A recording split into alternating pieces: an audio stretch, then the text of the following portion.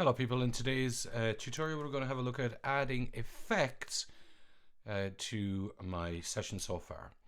So here we have with my session that we had in the last class, and we're going to run through some of the effects that I'm using. So right now what I've done is I've put the reverb large space chorus preset onto send A, and on send B I have an echo, and I've messed around a little bit with the feedback and the EQ curve, the response. And on the master I have quite a few plugins. I have an EQ3, a vocoder, a beat repeater, two beat repeaters, but I'm only using one, but I'll leave the two on just to show you the difference. An auto filter, and then this is my mastering section. I have a glue compressor, I have an EQ, and a limiter. So I have them all on my mastering section. On my master section. Now I don't really like them on the master section, so the first thing I'm going to show you is a way around that. The problem with putting it on the master section, for example, is let's say that I had my song playing, okay? And let's say that I turn down the filter, okay? Now this is fine, except that I can't add, if I get one with the snare on it, I can't add effects or reverb or delay to that. It is what it is, and so I don't really want that. So what I'm going to do is I'm going to select all of, well actually I'll create a new track first. I'll go Command T or Control T. I will get up the little caster, the Keycaster app. Yeah. And I'll go Command T to create another track. I'm going to call this Dummy Clips, and we'll see in the third video why I call it Dummy Clips, but I'm actually using it as a sub master right now, so you could call it sub master. Now what I'm going to do is I'm going to turn off the audio input, because you can see if I leave it on it's going to hear the mic, and I don't want that, so I'm going to go external input and I'm going to set that to none. Next, what I'm going to do is I'm going to select all of these channels, so you can route them out individually or select them as a group, and I'm going to route them all out individually or as a group to my dummy clips. So they were going to the master, but now I'm telling them instead all go to this channel. So they're all going to run through this channel. Alright, but we won't hear them until we set monitor to in. So now my entire mix is running through the dummy clips channel. Okay, that's step one. Okay, step two, I'm going to select all of the effects that I was using on my master, and I'm going to drag them and I'm going to put them onto the dummy clip. It's the exact same. It has no difference. It's just going through it here, and then after here it's going to the glue compressor, the EQ, and the limiter, and you can see what I've done with them. With the EQ, I've changed the sides, I've removed the bottom from the sides, and I've turned up the middle in the bottom, and I messed around with the middle here a tiny little bit and a tiny little bit here, and it did make a little bit difference, made it a little bit clearer. I put my limiter to -1 because that's a good idea when you want to convert to an MP3. It needs that for what's called true peak headroom, so leave the ceiling at -1, and the compressor is, well, you can see what it's doing. It's not doing a huge amount, but it's doing it consistently. So it's just trying to capture the peaks, really. It's not doing a huge amount. Okay, so what are these individual effects? Let's have a talk about how I might map some of these up. Okay, so one of the effects that I'm using is this EQ38. So the most important parameter of this EQ38 is this low one. So as I can kill all the lows, it's just one button. And you can do the same with the top and the bottom. I don't really like it then, this one. So that's the first thing I'm going to map. And I could map this to a key or something like that on my QWERTY keyboard if I didn't have one. But I'm going to map it. I'm going to get rid of all the mappings that I've had. All right. And I'm going to map this one here to low cut. I'm going to map the release on this vocoder here to this knob on my MIDI controller. I'm using a MIDI controller, the Akai LPD8. I'm going to map this parameter. Now I'm going to do a funky thing here, so maybe I should take time and show you what I'm doing. Okay, I'm going to map two of the parameters. I'm going to map the grid parameter of the beat repeat, and I'm going to map the repeat. Now we can see the repeat is a switch. So basically what I want to say to the switch is that it's on all of the time, from 0 all the way up to 126. And at 126 it turns off. So let's see what happens.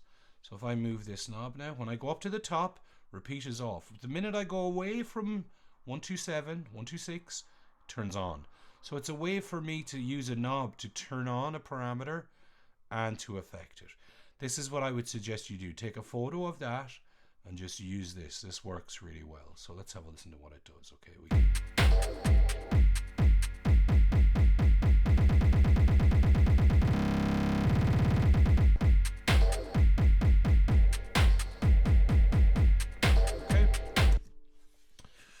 so that's what I've done. So that was my first. So now I have the vocoder on this one. Let's listen to what the vocoder does.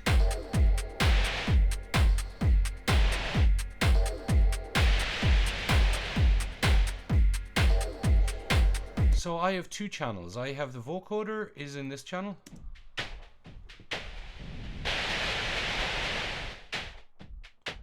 And I've done various things to it, but it's a bit weird on its own. So I added in this channel as well. And this is just dry. There's no effects on this. So just the dry signal is running through this one. So I'll rename it, I guess, to make it clear. Dry. And this one is wet. Vocoder. And then I'm controlling the amount of the release using this knob. So let's listen.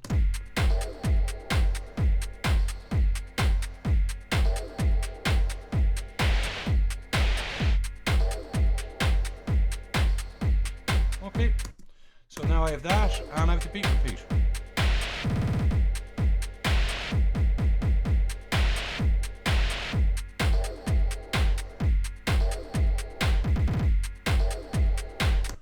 I'm not going to perform now. Let's move on. Let's go to M. So I've done this one, this one, this one. Let's go on to our auto filter. And I'm just going to do my frequency. And I'm not going to do my resonance. So that leaves me, I have 3. So I have one more knob that I could do. I think I'll actually just map this one to the 4th. So I think I'll remap these. I'll go 1. You see it's a switch. So I'll say, where is it? It's this one. I want it to do as a switch. Oh no, actually I don't want the knob to be controlled. I want the switch to be controlled. So you can see it's a switch. Anytime I go above 64, it will turn on. So if I go above halfway, it's on. So that's kind of handy. Then I'll go to the second one. I'll remap it to this. Then I'll remap this again, these two again, but I'll just make sure to change this one. It's already done. And then I'll map my filter. So I have my first 4 set up of my 8 knobs in total. So let's have a listen. First one was that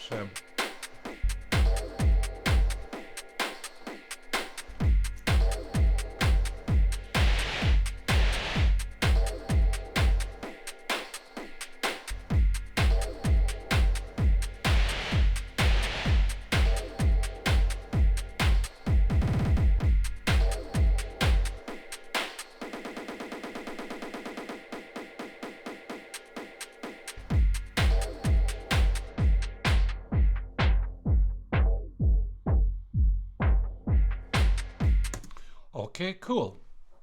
We have a little bit done. So another thing that I might want to do is on these two, on the master channel here, I'm going to map up the send to the delay and the send to the reverb. So that's going to be my master delays for the send.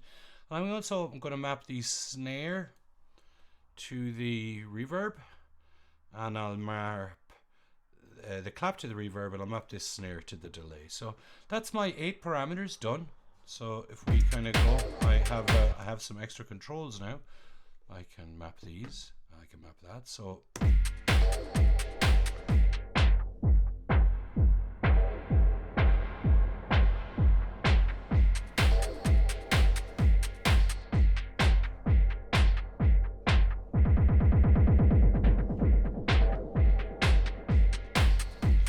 So obviously I would have to learn my set. The next thing I'm going to do is I'm going to map these here. So Command K.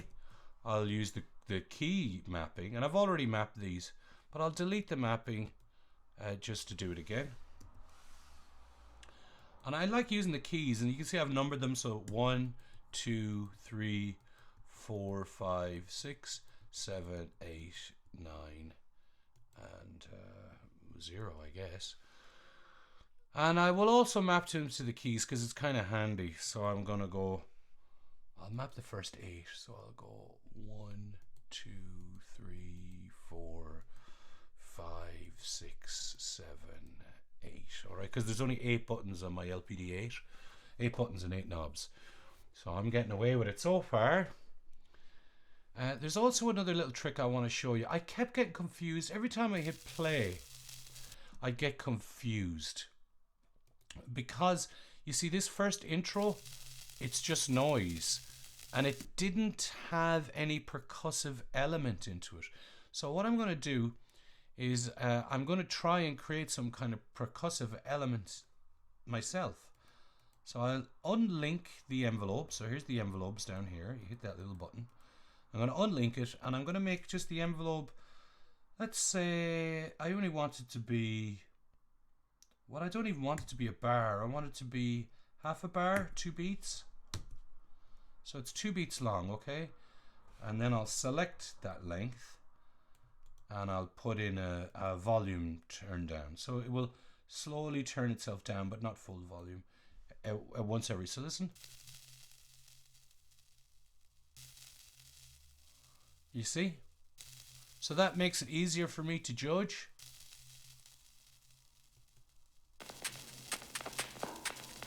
Now I could put the same one down here because it actually sounded pretty good. So 1, 2, 3.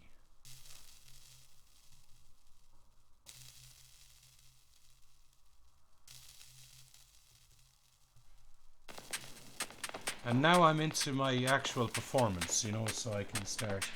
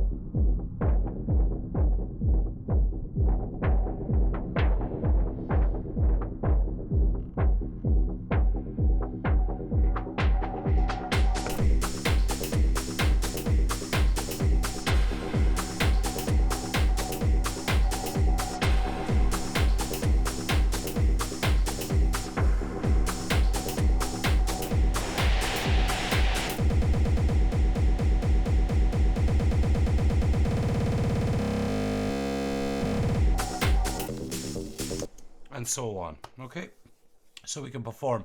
One thing I know now, I'd have to learn this set. I'd have to practice it a few times, but one thing I've learned just doing that little practice is that I would like the beat repeat to happen before the other effects.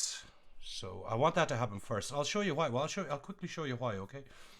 Because right now it was happening after certain effects. So when I lock it, so if we listen to me locking, so here it is locked.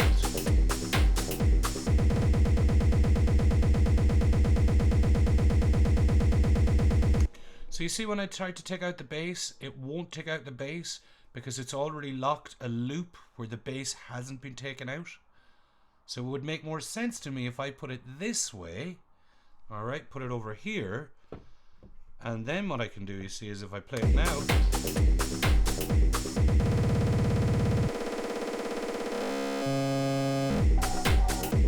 That's much better. So the beat repeat before the EQ3 was better, you know. I don't know about the rest of them, but I would juggle it around now and see which one sounds good. Okay, I hope that video wasn't too long, guys, and I hope you learned a little bit about performance and how to do it. This is how I would do it. I would route everything to a submaster. I would put all my processing effects on the submaster so as I can use EQ and reverb and other effects onto that master. And then I have the echo, or this large space chorus for big splashes, the nice echo. I have I've created scenes, mapped them to scenes, and on the mastering channel I have the very basics of the glue compressor, the EQ8 and the limiter, and that would be the basics of what I would use for mastering. I don't need saturation on this track. It already sounds pretty good. There is a little basic mix done. The sounds sounded pretty good when I got them in the construction pack. They sounded pretty well mixed already, so work was a lot easier.